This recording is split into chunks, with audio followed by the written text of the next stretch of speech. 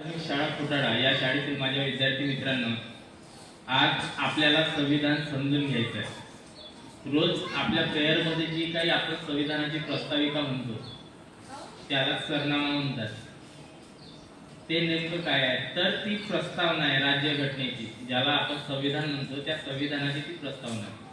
आणि ती प्रस्तावना तो सरनामा का लिहिला गेला तर ही राज्यघटना अंमलबजावणी करण्यात आल्यानंतर त्याच्यातून जे उद्देश साध्य व्हायला पाहिजे हे त्या प्रास्ताविकेत दिसून येतात। त्यानंतर या प्रास्ताविकेत काही शब्द आहेत आपण रोज म्हणतो, काय म्हणतो, we the people of India having solemnly resolved to constitute India into a sovereign socialist secular democratic and republic म्हणजे काय, सार्वभौम। पहिला एक एक शब्दाचा अर्थ समजून घेऊ आपण सार्वभौम आहोत। सार्वभौम म्हणजे काय असते हा शब्द कधी ऐकलात का तुम्ही? ऐकलात का? संवादी राहा, माझ्यासोबत बोललं तरच मी आज बोलू शकेल, नाहीतर मी झोपेल इथं तुमच्यासमोर। सार्वभौम म्हणजे काय अर्थ नाही माहिती, अपेक्षित नाही, मी सांगतो तुम्हाला। आपण प्रेयर मध्ये जे शब्द घेतो ना त्या शब्दांचा अर्थ आपल्याला माहिती पाहिजे, किमान थोडी कल्पना तरी असायला पाहिजे। सार्वभौम म्हणजे अशी कोणतीही बाह्य शक्ती आपल्यावर राज्य करत नाही, म्हणजे आपण स्वतंत्र आहोत। आपण कोणत्याही आपले निर्णय कोणत्याही बाह्य शक्तीच्या जोरावर घेत नाही। त्यानंतर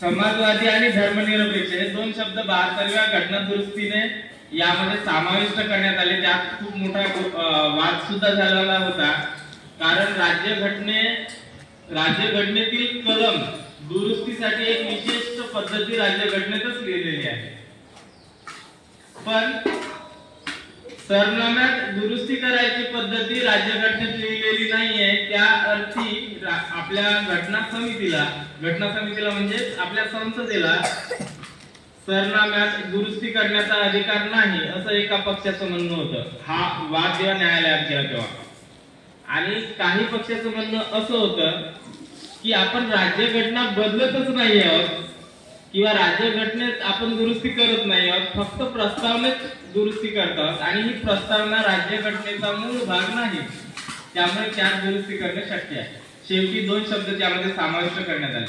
आता तुम्हाला वाटेल दोन शब्दांचं काय होतं, राज्यघटनेतील एक एक शब्दाला महत्व असतं।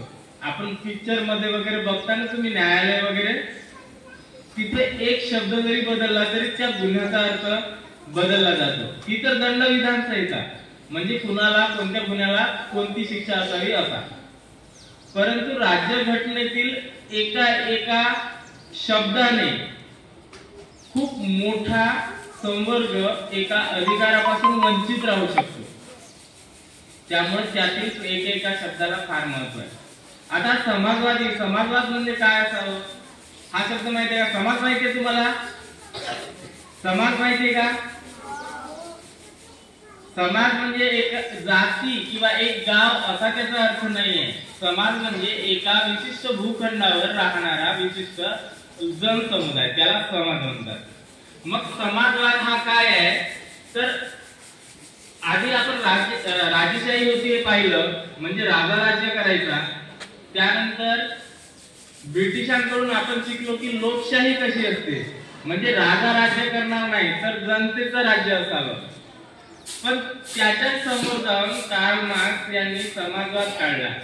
आपल्याला पूर्णपणे त्यांचा समाजवाद आपल्याला अपेक्षित नाही, मार्क्सवाद आपल्याला अपेक्षित नाही, पण समाजवादी या शब्दाचा अर्थ असा की जी काही देशभरात उत्पन्नाची साधने असतील ती समाजाच्या मालकीची, म्हणजे ती सरकारच्या मालकीची असावी, कोणत्याही वैयक्तिक याचा अधिकार असू नये।